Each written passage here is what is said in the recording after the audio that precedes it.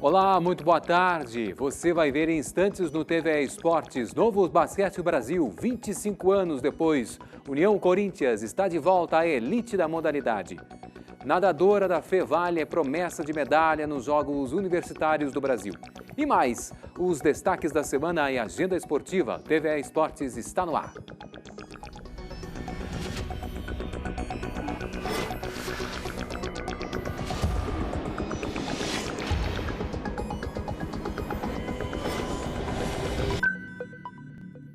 A temporada 2021-2022 do Novo Basquete Brasil terá início este mês, no dia 23. E a novidade desta edição é o ingresso de 2 novos clubes, entre os 15 que disputaram a última temporada. E um dos times que passam a integrar a elite do basquetebol brasileiro é o União Corinthians de Santa Cruz do Sul, um assunto que a gente vai tratar agora com o diretor de basquete do Único, o Diego Pontel.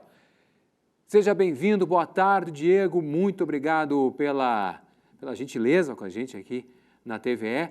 Conta pra gente, então, qual foi o papel da conquista desse último Campeonato Brasileiro da modalidade agora em maio, com uma vitória na final contra o Flamengo e neste retorno ao convívio com os grandes. Então, boa tarde mais uma vez. Boa tarde, telespectadores. Muito obrigado pelo convite. É um grande prazer poder estar falando do nosso projeto de basquete do União Corinthians em Santa Cruz do Sul. Na verdade, a conquista em maio, ela foi mais a consagração de uma etapa do nosso projeto, iniciado em 2017, quando retomamos as categorias de base, fortalecendo elas, buscando a participação em competições nacionais de alto nível, né? Pensando nesse grande retorno do basquete adulto. Neste ano foi possível, após os bons resultados com as categorias de base e o estadual de basquete, retornar a participar do Campeonato Brasileiro, aonde nós já montamos vamos dizer assim, um mini laboratório para o NBB. Então, essa conquista em maio, ela acendeu a chama novamente na cidade, era um sonho da comunidade e dos apaixonados pelo basquete, esse retorno do União Corinthians a uma equipe adulta e também no NBB, que agora é a próxima etapa do projeto, que já está confirmada e estamos trabalhando já para colocar a equipe em quadra. Maravilha. Como é que está essa questão expectativa e até mesmo os preparativos para a estreia? Na verdade, a expectativa, a ansiedade, tanto nossa quanto da comunidade, é muito grande, né? Se levou 27 anos para esse retorno à elite do basquete nacional.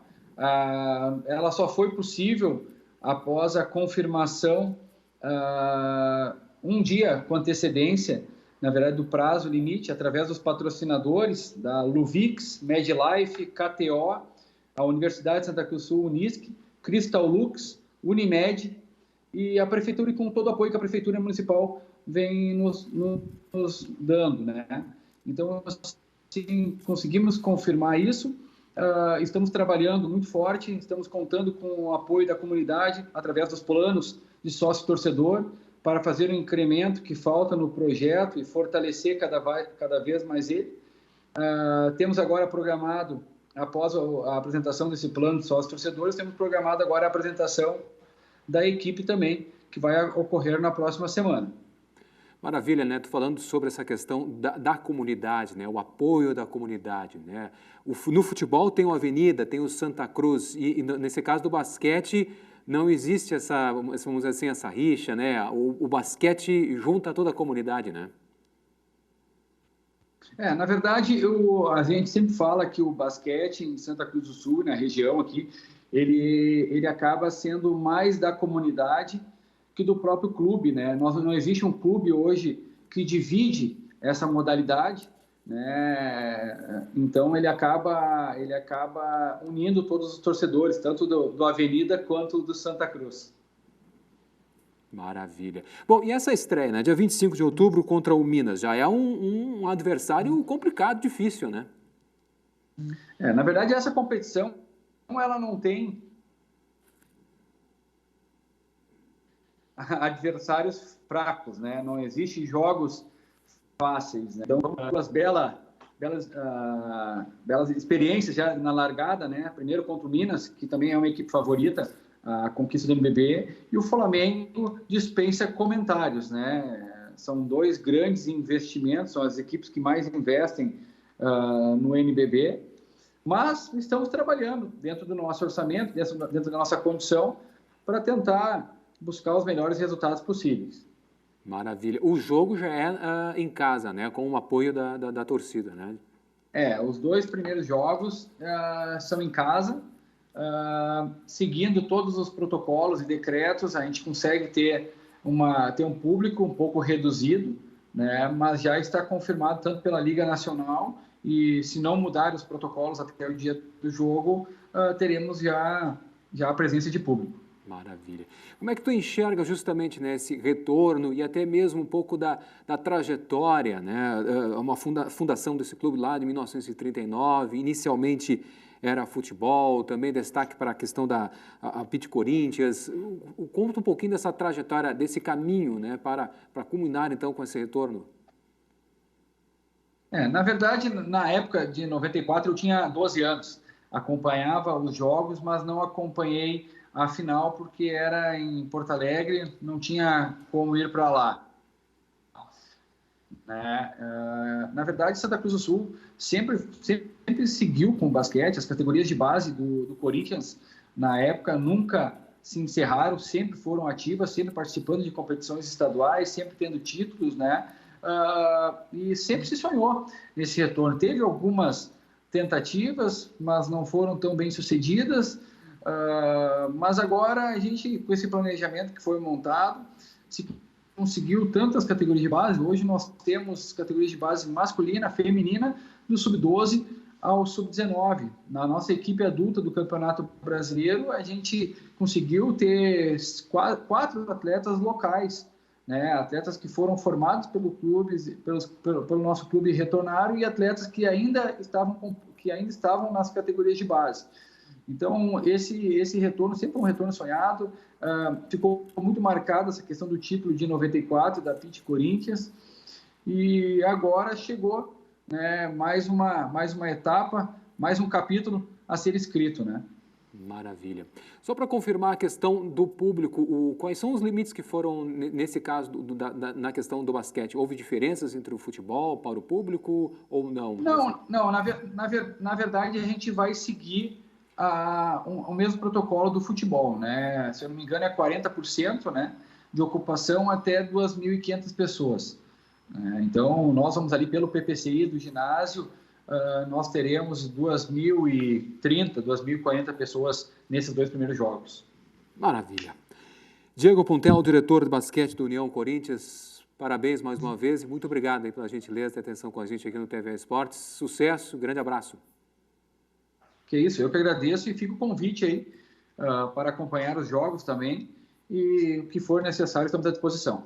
Campeonato Estadual de Basquete, etapa de setembro, Santa Cruz do Sul sediou a final feminina da categoria Sub-19 com um clássico local. A AMB, Associação Meninas do Basquete, venceu o União Corinthians por 59-48. No Sub-13 masculino, o único ficou com o título ao derrotar por 51-42 o time da Associação de Pais, atletas e colaboradores do basquete de Caxias do Sul. Ouro e prata no Campeonato Estadual, no Brasileiro 3x3 e União Corinthians é bronze.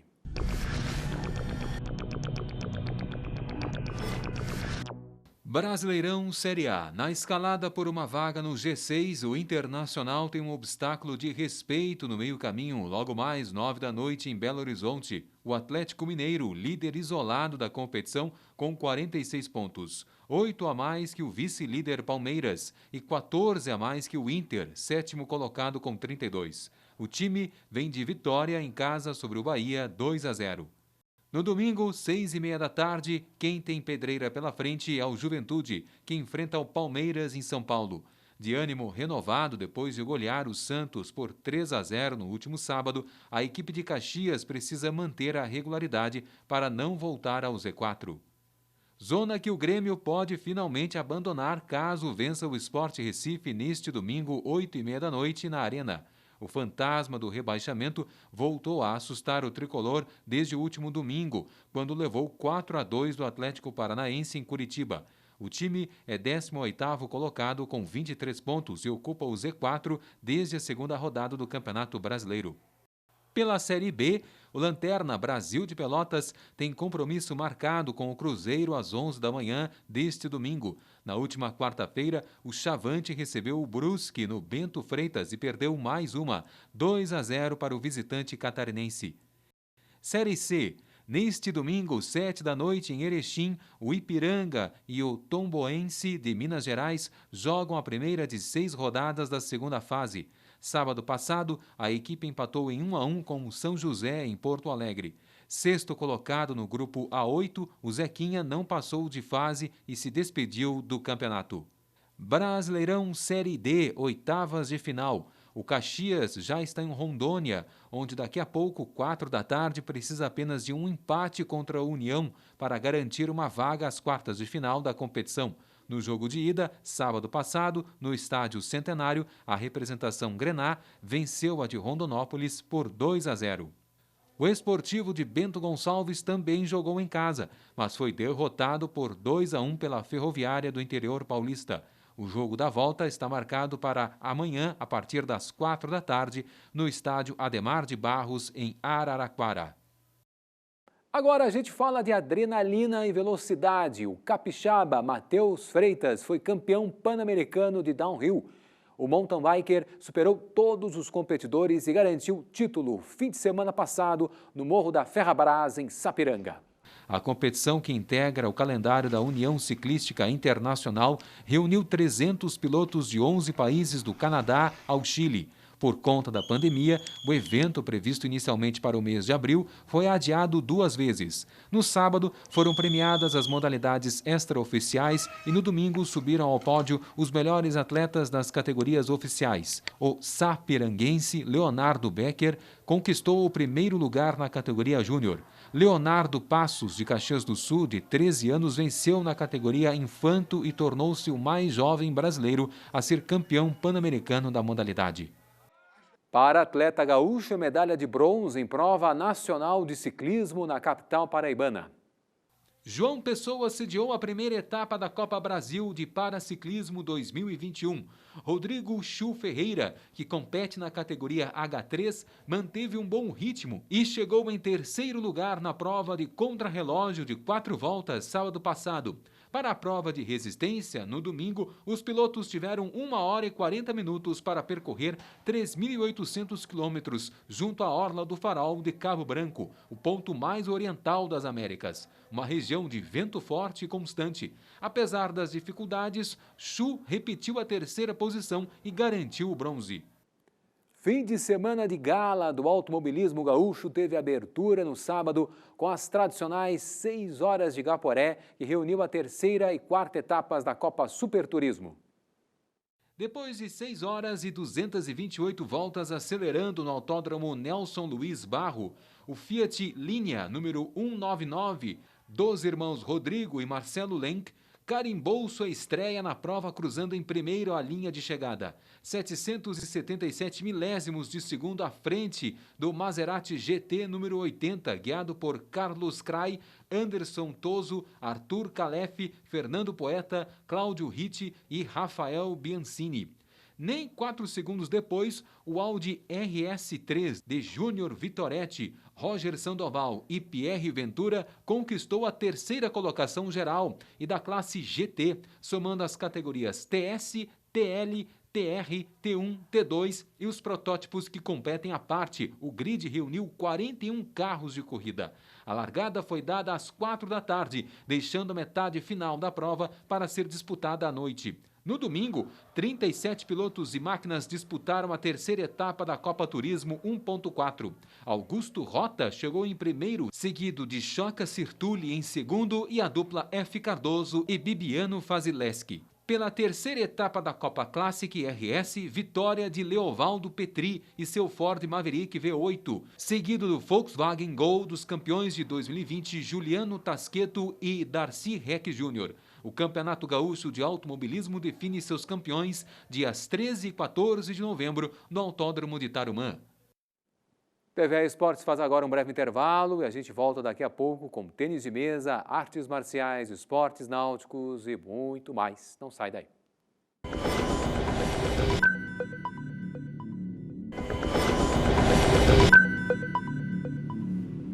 Estamos de volta com o TV Esportes e agora a gente fala de ping-pong.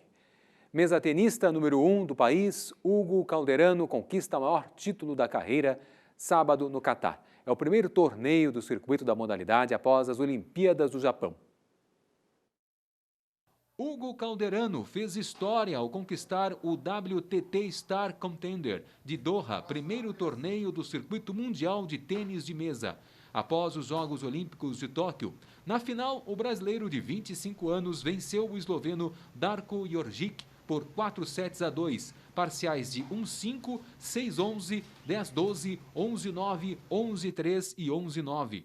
Foi o primeiro título de Calderano em um torneio de primeiro nível. O resultado garante ao número 8 do mundo uma premiação de $25 mil, o equivalente a R$142 mil, além de 600 pontos no ranking mundial. Na próxima atualização, Calderano colará na 5ª colocação da lista da ITTF. Em sua primeira competição após a medalha de prata no boxe olímpico em Tóquio, Beatriz Ferreira volta a figurar no pódio da modalidade, só que desta vez no topo. Terceiro sargento da Marinha Baiana de 28 anos ficou com um ouro na categoria até 60 quilos do Campeonato Mundial Militar de Boxe, sábado passado em Moscou, na Rússia. Bia derrotou a venezuelana Crisante Rios Ojeda por decisão unânime dos juízes. No terceiro e último round, após uma boa sequência de golpes da brasileira, a árbitra abriu contagem para a adversária, que acabou se recuperando. Bia disputou e venceu 4 lutas na capital russa. Na estreia, superou a cazaque Aizan Koyabekova. Nas quartas, a russa Nuni Azatrian apanhou a maior parte do combate, mas foi declarada vencedora pelos árbitros. A comissão brasileira entrou com um recurso e reverteu a decisão. Na semifinal, Beatriz voltou a vencer Raikona Kodirova, adversária da semifinal em Tóquio. O Brasil encerrou o Mundial com 5 medalhas. 1 ouro, 2 pratas e 2 bronzes conquistados por Wanderson Sugar Oliveira, até 64 quilos, e Jussielen Romeu, até 57.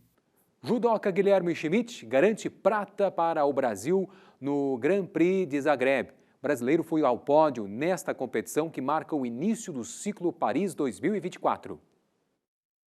O judô brasileiro começou o ciclo Paris 2024 da mesma forma como encerrou o de Tóquio 2020. No pódio, no último sábado, o novato Guilherme Schmidt, de 20 anos, conquistou a medalha de prata na final do meio-médio masculino do Grand Prix de Zagreb, na Croácia. Ele venceu 3 lutas e só parou na final diante do número 1 do mundo, Tato Grigalashvili, da Geórgia. Foi a primeira medalha do brasileiro nesse molde de competição. Schmidt estreou nas oitavas de final, batendo o francês Tizier Namien por ippon com uma chave de braço. Nas quartas, superou José Maria Esquieta, na Espanha, por Vasari. E avançou à semifinal, onde superou Dorin Gotonoaga, da Moldávia, também por ippon. O brasileiro foi ouro no Pan-Americano Sênior de Guadalajara neste ano e bronze no Mundial Júnior de 2019. A próxima competição do circuito mundial será o Grand Slam de Paris, na França, nos dias 16 e 17 de outubro.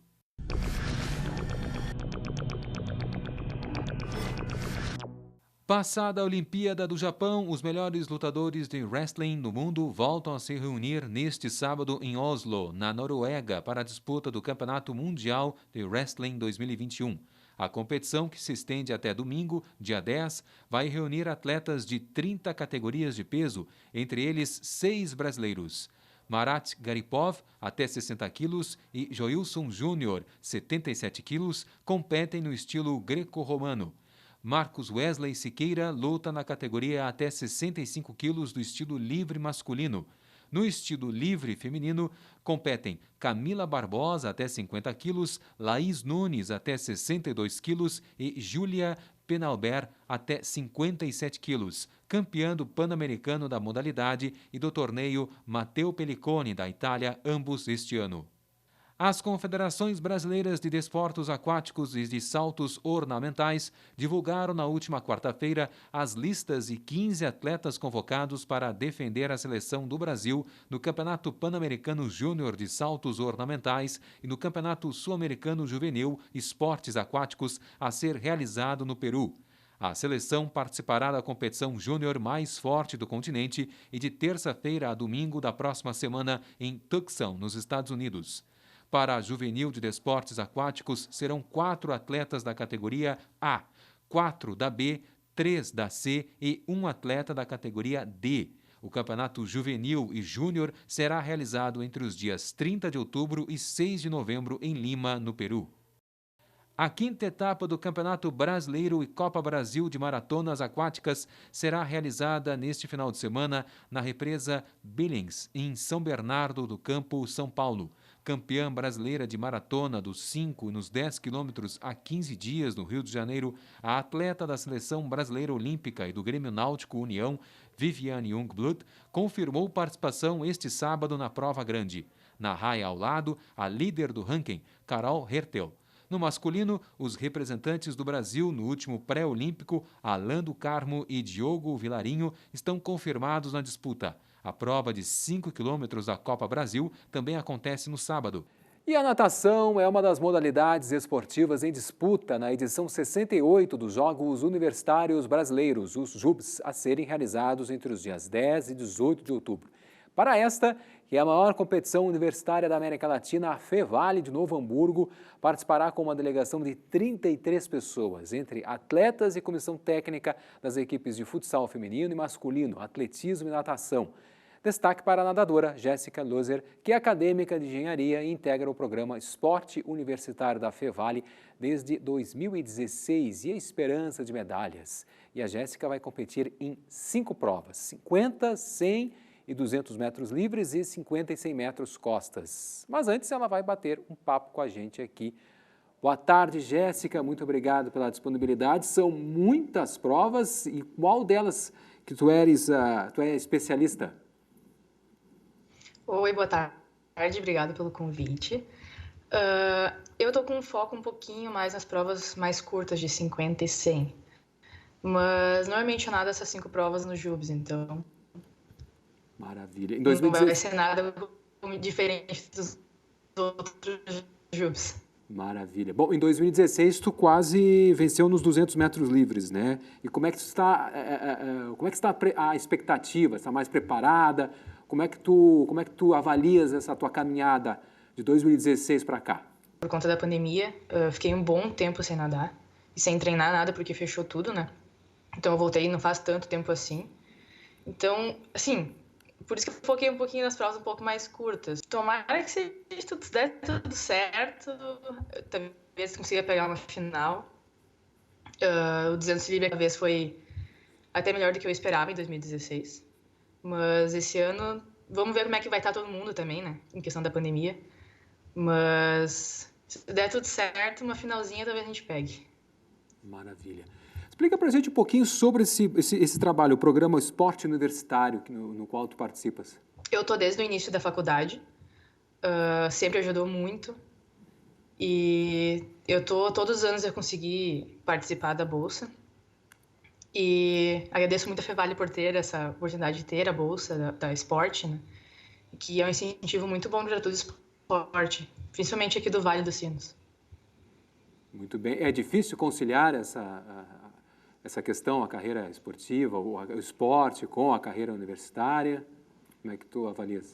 Olha, eu já nado há 11 anos na equipe, então eu conciliei sempre estudo e natação. Como é que foi o teu início na natação? Eu sempre, assim, desde que me lembro que eu nado, assim, Faz um tempo já que eu participo da natação. Da equipe fazem 11 anos. Eu comecei a nadar porque meu pai quase morreu afogado. Então ele falou que sempre que ele tivesse um filho, ele colocaria na natação para nunca acontecer o que aconteceu com ele. Então eu sempre nadei, só que fazer parte da equipe mesmo, eu comecei por conta até do meu irmão, que já fazia parte da equipe. Eu gostava daquilo tudo e tal, gostava do pessoal que estava participando da equipe, então eu acabei entrando. E daí eu priorizei a natação, que eu fazia outros esportes também. E desde então eu continuo na natação, nadando todo dia ali. Em Santa Maria, tu teve uma competição que tu ganhou só em uma única 5 ouros, né? Nessa competição em Santa Maria, é isso? Foi a primeira competição pós-pandemia que eu tive. Eu não tive mais nenhuma competição faz uns 2 anos já. Então a expectativa tava assim, como é que eu tô, como é que eu não tô, como é que vai ser, como é que não vai ser. Mas deu tudo certo, então foi como esperado. E consegui trazer 5 ouros aí pra Fevale pra mim. Jéssica, boa sorte, sucesso e agradecemos aí a tua gentileza com a gente aqui no TV Esportes e grande abraço, valeu. Obrigada, eu que agradeço. Um abraço. Tchau, tchau. A Secretaria do Esporte e Lazer da Prefeitura de Caxias retornou com as atividades do programa Caxias Navegar para as escolas municipais. As atividades de canoagem, remo e vela são destinadas a crianças e adolescentes de 8 a 17 anos. A ação é gratuita e ocorre no Complexo Dalbó, sede do programa. Com a volta oficial do Navegar desde maio, só agora as atividades retornam com os atendimentos diretos às escolas locais. A maioria dos alunos que participam do programa são selecionados pelas escolas inscritas e têm direito ao transporte gratuito oferecido pela Prefeitura. Neste ano, retornam cerca de 20 escolas da rede municipal de ensino. As atividades ocorrem de segunda a sexta-feira, das 2 às 4h30 da tarde, e na quarta, quinta e sexta-feira, também no período da manhã, das 8h30 às 11 horas da manhã. Todos os protocolos de saúde e segurança são seguidos, sendo obrigatório o uso de máscara. E esta edição do TV Esportes está chegando ao seu final. A gente volta no próximo sábado, sempre ao meio-dia. Até lá!